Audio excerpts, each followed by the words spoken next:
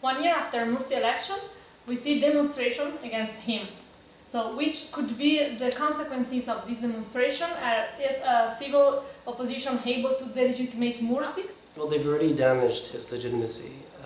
Legitimacy can be defined in different ways, and one of the ways in which it can be defined is popular legitimacy.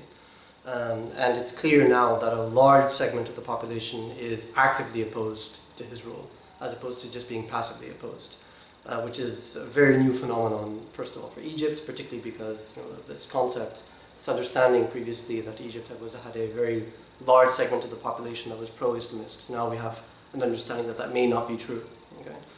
As a result of yesterday's demonstration on Sunday, June 30th. So they've already removed his popular legitimacy, but the question is whether or not they can do anything about his legal legitimacy.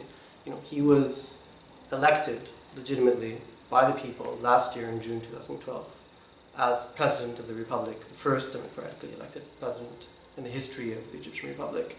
There's no mechanism under the Egyptian constitution for him to be forced to leave office.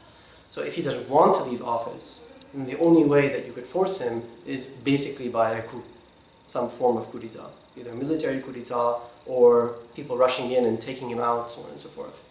And that would not be legally justifiable under the current constitutional framework. It would also be very problematic in terms of what the future could hold, because it could lead to lots of uncertainty, particularly because the opposition doesn't appear to have a very cohesive plan. So his legitimacy, yes, has been damaged, but whether or not that means that he'll be forced from office is an open question. We just don't know at this stage. And one of the opposition critics is that Morsi transformed the constitution in a gift for the majority in one election. So how important was the constitutional process for the transitional period? The constitution should have been one of the major elements to negotiate between the different political sides. It should have been an opportunity for all the political actors in the country to understand each other's perspectives and to negotiate a settlement.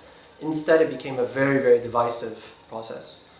The Muslim Brotherhood and the FJP, the Freedom and Justice Party, they decided to maintain the process that the military had established in March 2011, to have a very short drafting process for the constitution, which in a post-dictatorial environment was very, very difficult.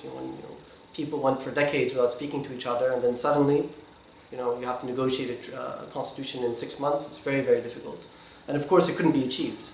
And because the Brotherhood had adopted this process, they had decided that they would keep to the 6 months. They were determined to make sure that it wouldn't be a failure. So when the talks failed and broke down, they forced the constitution on the people anyway. Okay? Through a referendum, which was, a majority of people voted in favor of the text, but only 31% of the population voted anyway, so it's a small proportion of the population was in favor.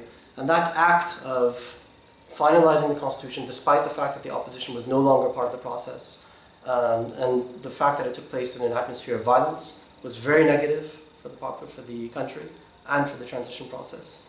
And it's one of the sources of divisiveness that we have today. It was very negative, and it continues to have negative ramifications, and will continue to for the future.